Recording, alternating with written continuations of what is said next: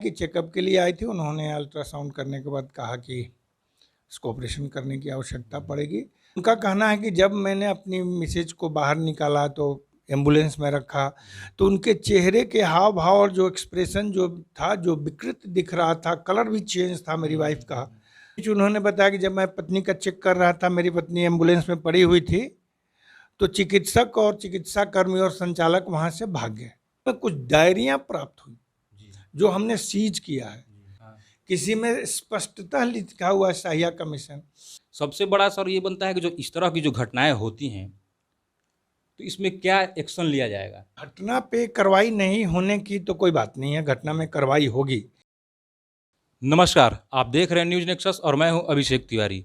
बताते चले कि बीते सोमवार को ब्लॉक के सामने एक क्लिनिक है, लक्ष्मी क्लिनिक के नाम से, जहां पर कि एक ऐसी घटना हुई जिसको आप लोग जानेंगे और आप तक पहुंचेगी तो खुद आप सबों को दर्द होगा कि एक 22 साल की युवती जो अपने आप को चेकअप कराने के लिए आती है डॉक्टर के पास, उनके साथ उनकी माताजी और उनकी सासू माँ होती हैं।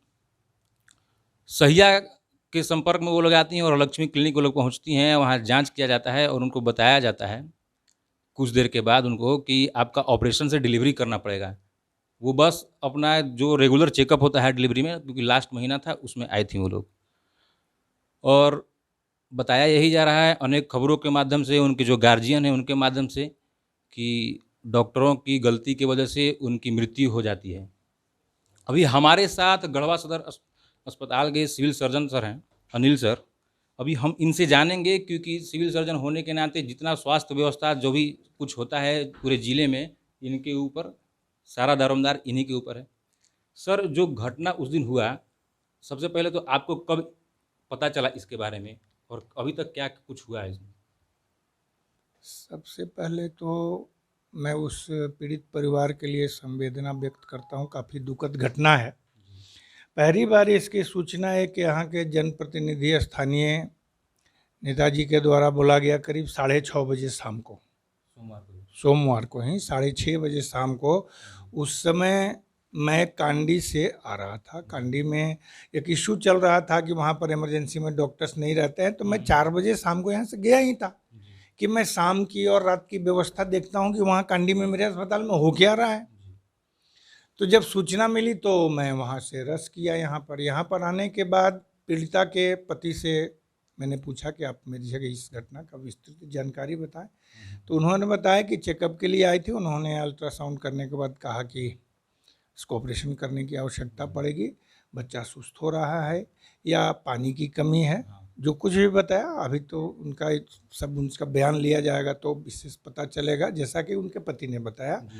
और इस क्रम में उनसे सहमति लेने के पश्चात जब पूछा गया तो महिला ने कही कि मैं पहले अपने हस्बैंड और ससुर को बुला लेती हूँ, क्योंकि वो अपनी सास और सासू माँ और मम्मी के साथ आई थी। वो लोग आते हैं, वो लोग सहमति देते हैं, ऑपरेशन की तैयारी होती है। इसी क्रम में 1-2 घंटे के बाद अचानक से ओटी के बाहर आके कुछ लोग बताते हैं कि आपके मरीज को सांस लेने में कठिनाई हो रही है और काफ़ी सीरियस है, इसको हम लोग रांची रेफर कर रहे हैं, आप लोग तुरंत रांची लेके जाइए। अब मेरा उनसे बात हो रहा था, जो उनके हस्बैंड हैं, उन्होंने यही कहा कि जो प्रक्रिया था ऑपरेशन का, उनके आने से पूर्व ही शुरू कर दी गई थी, जिसमें पानी चढ़ाना होता है, उसमें या सुई वगैरह कोई लगा था। वो उनके द्वारा ये सब आरोप हॉस्पिटल के ऊपर है। आपको नहीं बताए होंगे क्या है, हमारे पास वीडियो है, हम वीडियो के माध्यम से भी आप तक ये खबर पहुँचाएँगे। सबसे बड़ा सर ये बनता है कि जो इस तरह की जो घटनाएँ होती हैं तो इसमें क्या एक्शन लिया जाएगा? क्योंकि जो क्लिनिक है, पूर्व में भी बहुत सारे ऐसे क्लिनिक है, जब यहाँ रमेश गोलब सर डीसी थे तो उनके कार्यकाल में बहुत सारे क्लिनिकों को सीज किया गया था। और इस तरह का जो ये क्लिनिक है जो चल रहा है और इसमें किसी का मृत्यु हो जाता है, और अब जब, क्योंकि देखिए मरीज जब आपके पास आई होगी या किसी के पास, तो आप उसको निरीक्षण करते हैं, देखते हैं कि हमारे से संभलेगा या नहीं। जो घटना हो जाने के बाद और जब मरीज सीरियस हो गया उसके बाद बताना कि ये सीरियस है, इसको लेकर के जाइए, ये कहाँ तक उचित है? सबसे बड़ी बात है कि कार्रवाई की जो बात आप कर रहे हैं, जो पूर्व के उपायुक्त महोदय के कार्यकाल में जो एफआईआर हुए, सील हुए, तो हमारे स्वास्थ्य विभाग की कार्रवाई उन अस्पतालों पर होती है जिनका क्लिनिकल एस्टेब्लिशमेंट एक्ट का या अगर पीसीपीएनडीटी का अल्ट्रासाउंड क्लिनिक है, अगर वो उसका उल्लंघन करते हैं, उसका अनुपालन नहीं हो रहा है, तो मेरा विभाग उनको सील करता है, उन पर कार्रवाई करता है। इस जहाँ तक जो अभी मौजूदा जिसकी बात हम कर रहे हैं लक्ष्मी नर्सिंग होम की, तो उनके यहाँ जो डॉक्टर जिनकी सहमति से उनको क्लिनिकल एस्टेब्लिशमेंट एक्ट दिया गया है वो एमबीबीएस हैं और डीजीओ भी हैं। तो क्लिनिकल एस्टेब्लिशमेंट में रजिस्ट्रेशन के लिए वो अहर्ता रखती हैं, उन्होंने अपनी सहमति दी, तो क्लिनिकल एस्टेब्लिशमेंट का वहाँ उल्लंघन नहीं हो रहा है। तो मेरे विभाग की अब दायित्व बनती है कि हम उस पर जांच करें, हम उसको सील नहीं कर सकते हैं, उल्लंघन नहीं हो रहा है मेरे विभाग का। मृत्यु के पूर्व या जब भी हुई मृत्यु के लिए जब उनको रेफ़र किया जाता है तो वो लेके आते हैं, तो उनका कहना है कि जब मैंने अपनी मिसेज को बाहर निकाला तो एम्बुलेंस में रखा, तो उनके चेहरे के हाव भाव और जो एक्सप्रेशन जो था, जो विकृत दिख रहा था, कलर भी चेंज था मेरी वाइफ का, तो उसके बाद मुझे शक हुआ, तो मैंने पल्स ऑक्सीमीटर लगाया। उसमें कोई चीज़ नहीं बताया। मैंने पल्स ऑक्सीमीटर को अपने दूसरे किसी व्यक्ति को जो उनके रिश्तेदार थे खुद को लगाया, पल्स ऑक्सीमीटर ने सब कुछ बताया, पुनः लगाया, तो फिर उन्हें लगा कि ये समाप्त हो चुकी है, ख़त्म हो गई है, मृत्यु हो चुकी है, और उसके बाद उन्होंने आवेदन दिया, थाने में आवेदन दिया। हला हंगामा जो सामान्य होता है, किसी का भी परिजन और निकट संबंधी का जब मृत्यु हो जाती है तो थोड़ा आदमी दुख में भी होता है और आक्रोशित होता है, पैनिक हो, ये सारी चीज़ें जो सामान्य मनुष्य की प्रतिक्रियाएं हैं वो हुई। उसके बाद अभी एफआईआर के लिए उन्होंने आवेदन दिया।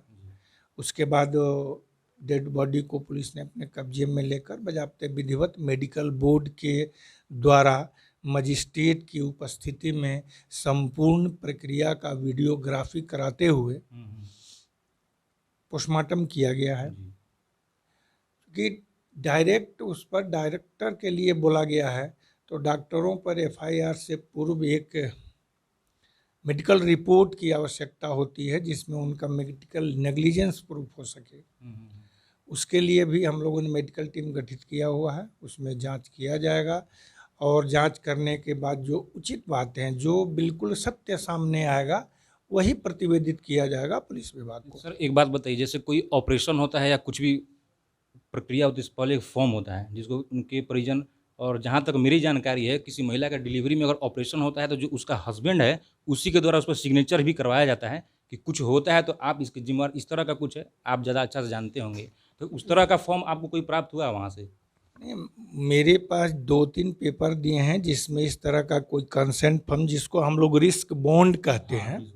रिस्क बॉन्ड में ऐसा नहीं है कि हस्बैंड ही हो, उनके मदर, सास, कोई भी आदमी, अगर हस्बैंड बाहर जॉब में हैं और वो नहीं आ सकते हैं और अभी हमारा पेन हो रहा है, ऑब्स्ट्रक्टेड लेबर हो गया है, ब्रीच, जो बहुत सारी चीज़ें होती हैं, प्लेसेंटा प्रीविया है, इमीडिएट ऑपरेशन, तो उसमें हस्बैंड की बाइंडिंग नहीं है।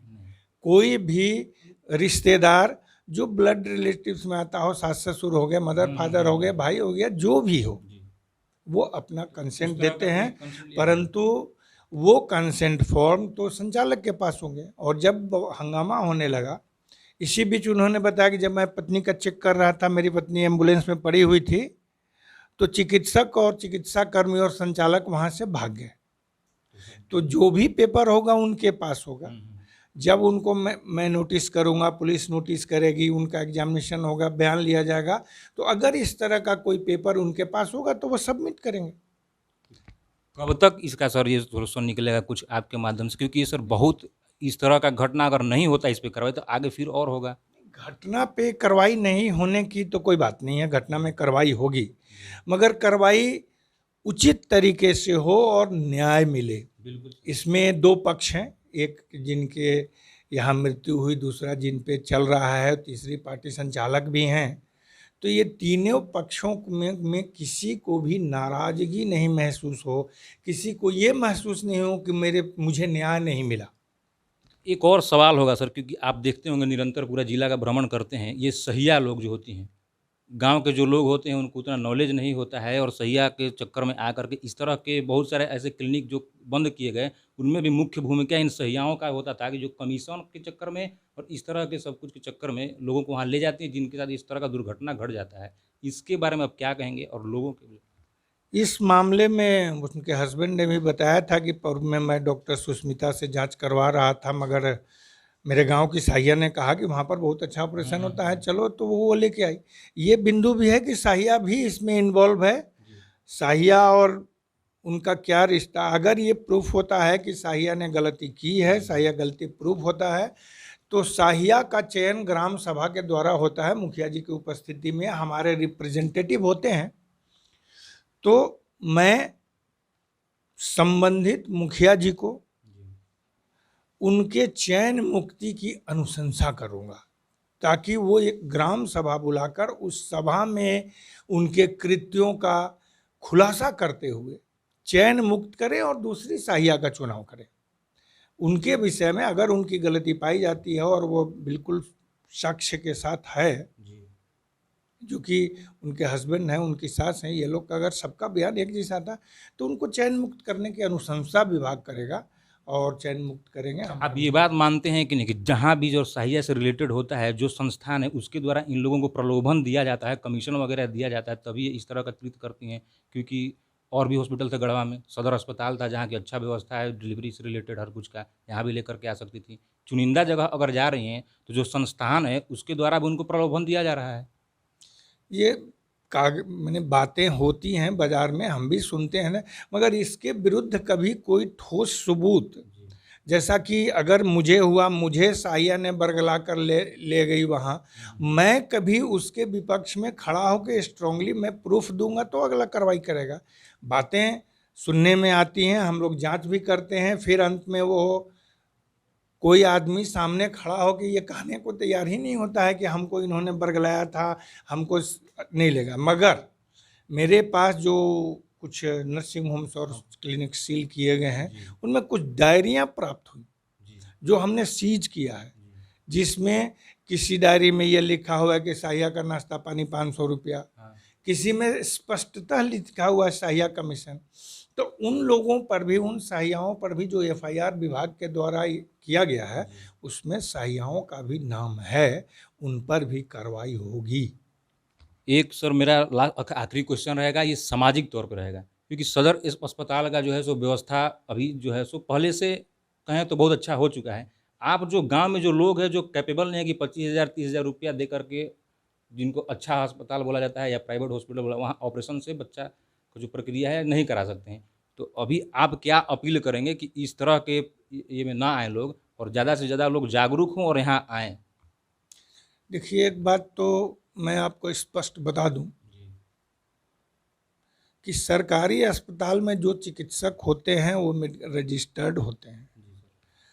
आपने कोई भी nursing home, private nursing home, 2-4 यहाँ नर्सिंग होम हैं जो जेन्युइनली अच्छे हैं, मगर प्रायः जितना भी नर्सिंग होम, जैसे लक्ष्मी नर्सिंग होम के ओटी को आप हमारे ओटी से मिला के देख लीजिए, उनसे लाखगुना बेहतर हैं हम।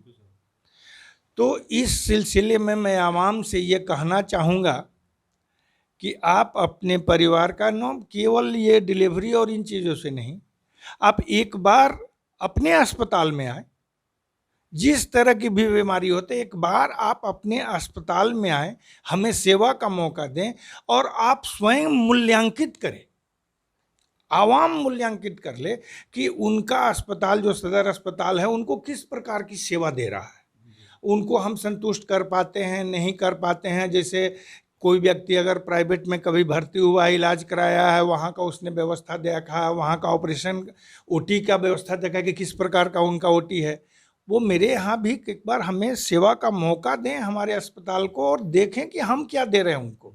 हम उम्मीद करते हैं कि जो हम आपके पास बात को रखे हैं और जो कुछ भी आप बोले हैं, इस पर जल्द से जल्द कार्रवाई होगी, क्योंकि हम जब पोस्टमार्टम हो रहा था तो हम वहाँ उपलब्ध थे। जो उनके परिजन थे उनको देख करके यही लग रहा था कि इनके साथ बहुत गलत हुआ है, और आप इस सेवा में बहुत दिन से हैं, आपको सब कुछ मालूम है।